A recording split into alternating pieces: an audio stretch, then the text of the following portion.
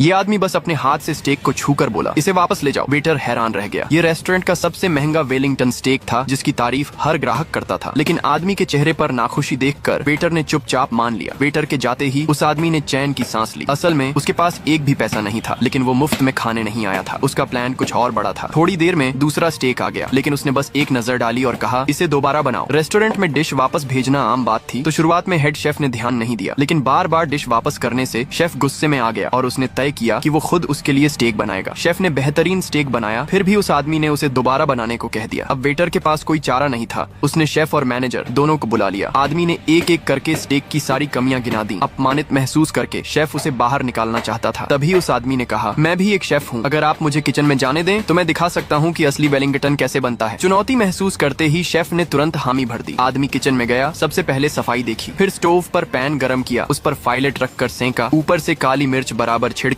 और puff pastry में छोटे छोटे छेद किए। उस पर एग वॉश लगाया ताकि परत चिपके। 2 स्लाइस चीज रखी, स्टेक को उसमें लपेटा, ऊपर पीली मस्टर्ड की परत लगाई, सजावट के लिए धारियां बनाई और ओवन में रख दिया। अब बारी थी सॉस की असली चुनौती, क्योंकि हाल ही में उसका स्वाद चखने की क्षमता खत्म हो गई थी और वो सिर्फ महसूस करके मसाले नाप सकता था। फिर भी उसे रेसिपी का हर कदम याद था। 25 ग्राम चीनी, 5 ग्राम नमक, 5 ग्राम ताजी पीसी काली मिर्च, 40 मिलीलीटर रेड वाइन और फिर बटर, जिसे 8 मिनट तक सॉटे किया। बस वेलिंगटन स्टेक तैयार था। अगर आप